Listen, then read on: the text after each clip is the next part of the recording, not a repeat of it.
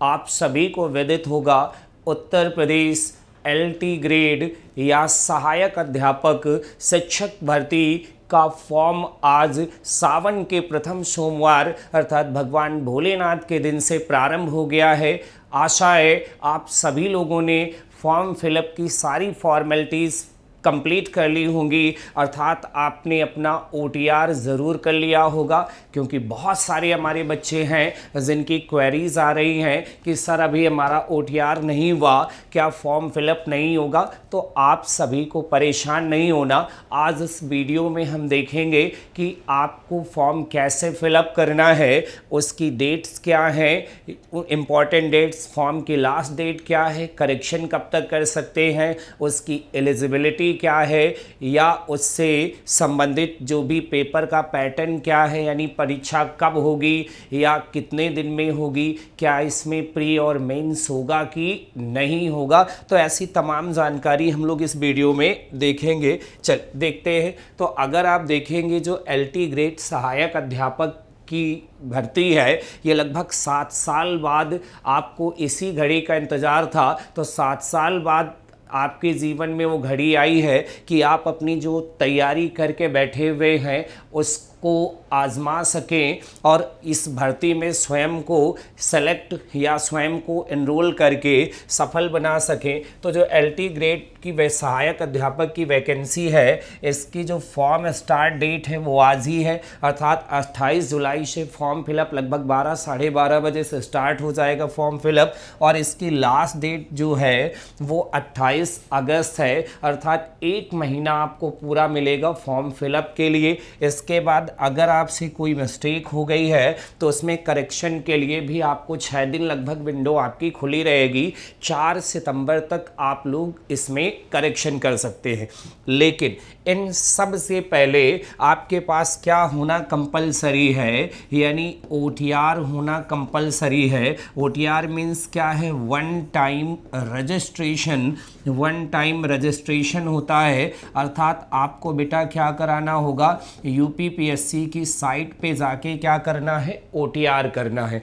OTR complete हो जाएगा, फिर आपके लिए एक OTR नंबर जनरेट होगा। जब आप इसका फॉर्म फिलअप करेंगे एलटी ग्रेड में तो वहाँ OTR नंबर डालेंगे और वो सारी डिटेल्स फेच कर लेगा और तुरंत आपका फॉर्म फिलअप हो जाएगा। लेकिन बहुत सारे बच्चे परेशान हैं जिनका OTR नहीं हुआ, तो पेपर में एक ऐसा भी जब आप फॉर्म फिलअप करने जाएंगे तो जिनका OTR नहीं हुआ है उनके लिए भी ऑप्शन आता है फॉर्म फिलअप का। बेटा आप फॉर्म फिलअप कर सकते हैं, फिर वहाँ आपको पूरी डिटेल्स भरनी होती है। इसीलिए UPPSC ने सबसे क्या करा लिया है बेटा, OTR करा लिया है।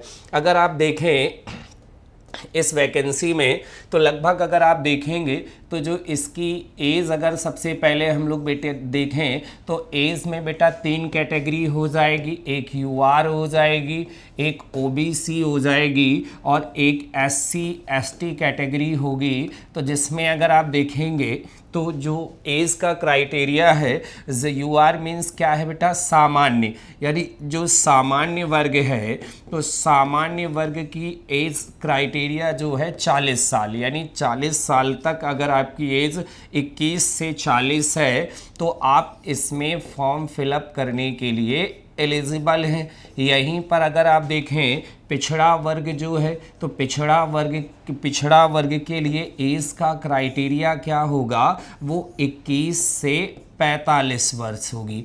यानी कि अगर आप मिनिमम 21 वर्ष के हैं और मैक्सिमम 45 वर्ष के हैं तो आप इसमें क्या है, फॉर्म फिल कर लेंगे, ये हो जाएगी। इसके बाद अगर देखें तो SC ST की जो है, यानी क्या है, अनुसूचित जाति या अनुसूचित जनजाति होगी।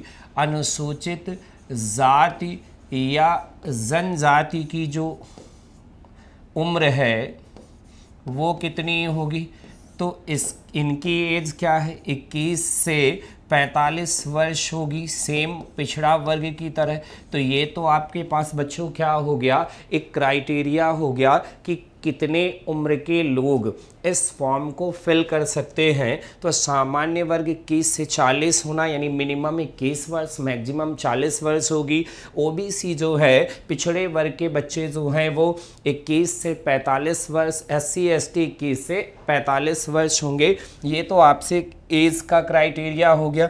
एज के बाद आपसे पूछा जाएगा एलिजिबिलिटी क्या है। बहुत सारे बच्चे आप भी परेशान है कि इसकी एलिजिबिलिटी क्या होगी, बहुत सारी क्वेरीज आती हैं। तो आप ये समझ लीजिए कि जो एलिजिबिलिटी है इसमें सबसे पहले आपका क्या होना चाहिए, ग्रेजुएशन होना चाहिए, और ग्रेजुएशन के साथ साथ बैचलर ऑफ एजुकेशन अर्थात बीएड का होना कंपलसरी है। इसमें सिर्फ वही बच्चे फॉर्म अप्लाई कर पाएंगे जिनका ग्रेजुएशन है और साथ ही बैचलर ऑफ एजुकेशन अर्थात बीएड है। हाँ, 2 सब्जेक्ट आपके बच्चों ऐसे हैं विशेष में अगर देखा जाए जिनको बीएड से छूट दी गई है। एक आपके पास कौन सा सब्जेक्ट हो जाएगा, कंप्यूटर हो जाएगा, और उसके बाद दूसरा सब्जेक्ट है BFA यानी bachelor of fine arts. In 2 subject में आपको बीएड से क्या दी गई है, छूट, यानी इनके लिए बीएड अनिवार्य नहीं है।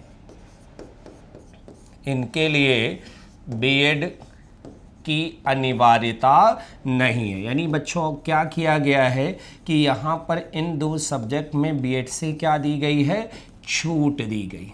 तो ये तो आपकी एलिजिबिलिटी हो गई कि ग्रेजुएशन होना कंपलसरी है, ग्रेजुएशन के साथ साथ बीएड होना कंपलसरी है। 2 ऐसे सब्जेक्ट है, कंप्यूटर और बैचलर ऑफ फाइन आर्ट्स, जहाँ पर बीएड की आवश्यकता नहीं है। आपके पास तीसरा क्राइटेरिया क्या है, बहुत सारे बच्चे परेशान हैं कि क्या इसमें टेट सीटेट की ज़रूरत है। तो नहीं, टेट सीटेट की कोई ज़रूरत नहीं है। आपको ग्रेजुएट होना चाहिए और साथ ही बीएड होना चाहिए, बस। अब इसके एग्ज़ाम पैटर्न की बात करें, बहुत सारे बच्चे परेशान हैं कि क्या इसमें जो एग्ज़ाम पैटर्न है वो कैसा होगा। तो एग्ज़ाम पैटर्न अगर आप देखोगे बेटा, इसमें एक प्री एग्ज़ाम होगा और फिर इसका एक मेंस का एग्ज़ाम होगा। तो प्री एग्ज़ाम जैसा आपने 2018 में देखा था, 150 क्वेश्चन आते हैं। 150 क्वेश्चन में 2 सेक्शन होंगे बेटा, 120 का और 30 नंबर का। जो ये 120 नंबर होंगे ये कंसर्न्ड सब्जेक्ट के होंगे। कंसर्न्ड सब्जेक्ट यानी जो भी सब्जेक्ट आप वहाँ पर सेलेक्ट करेंगे उस सब्जेक्ट से 120 क्वेश्चन आएंगे और 30 क्वेश्चन किससे आते हैं, जनरल स्टडीज से आते हैं, यानी सामान्य ज्ञान से हो जाएंगे। अब इस सामान्य ज्ञान में बेटा अगर आप देखेंगे तो यहाँ पर आपसे क्वेश्चन कहाँ से हो सकते हैं, यानी हिस्ट्री से होंगे, पॉलिटी से होंगे। इसके बाद अगर आप देखेंगे तो आपके क्वेश्चन जियोग्राफी से होंगे, हिस्ट्री, पॉलिटी, जियोग्राफी, इकोनॉमिक्स,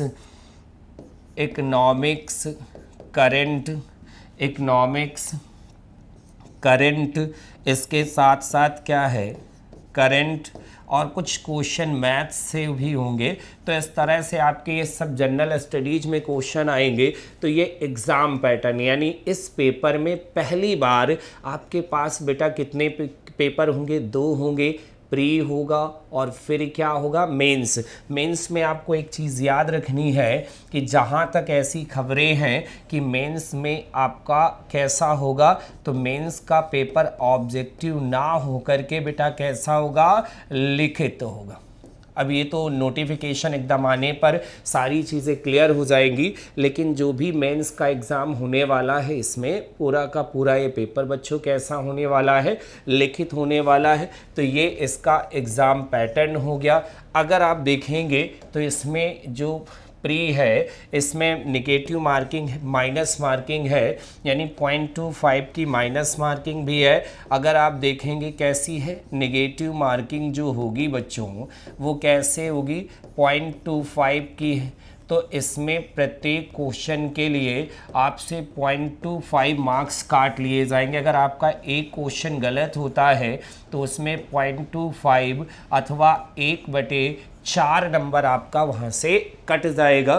तो आपको अच्छे से प्रिपरेशन करनी है, ज़बरदस्त मेहनत करनी है, सारी चीज़ें वेल मेंटेन्ड एकदम प्लान्ड वे में करना है। जैसा कि आपको पता है ये 7 साल बाद वैकेंसी आई है, इतने लंबे इंतज़ार के बाद आई है, तो आपको अपना समय नहीं गंवाना, ज़बरदस्त मेहनत करते हुए जनरल स्टडीज़ की साथ ही साथ आपके अपने मेन सब्जेक्ट की एक भी दिन नहीं गंवाना और आप तैयारी करते रहेंगे, टाइम से फॉर्म फिलअप करेंगे। जो भी अगर क्वेरीज़ हैं तो वो आप हमारे सामने पुटअप कर सकते हैं क्वेरीज़, और इसी को देख करके आपकी ज़बरदस्त तैयारी के लिए आपके अपने उत्कर्ष परिवार ने लगभग बहुत कम दाम में जो है सारे बैचेस किसी भी सब्जेक्ट का प्रोवाइड कराया है। जैसे कि आप देख रहे हैं, जैसे आपके पास यहाँ पर कौन सा हो जाएगा, यहाँ एक नागरिक शास्त्र यानी क्या है, एक नॉन सिविक्स का है, इसके बाद गणित हो जाएगी, इतिहास हो जाएंगे,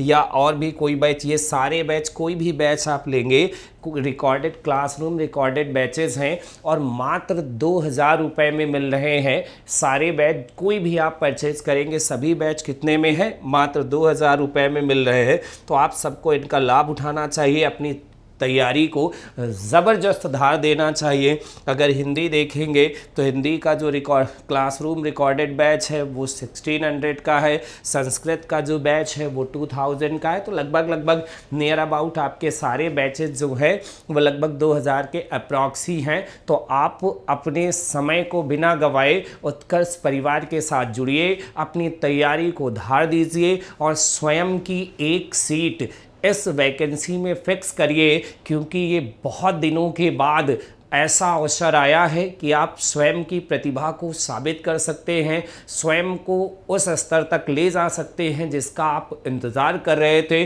तो सभी को हर हाल में कुछ भी हो जाए अपनी एक सीट इसमें बुक करनी है, यानी एक सीट अपनी पक्की करनी है। तो ये सभी इन्फॉर्मेशन आपको इसीलिए दी जा रही है ताकि आप अपने समय को बर्बाद ना करें और इधर उधर की चीज़ों में ना फंसे। तो बस आज के लिए मेरे प्यारे बच्चों इतना ही। राधे राधे, नमस्कार।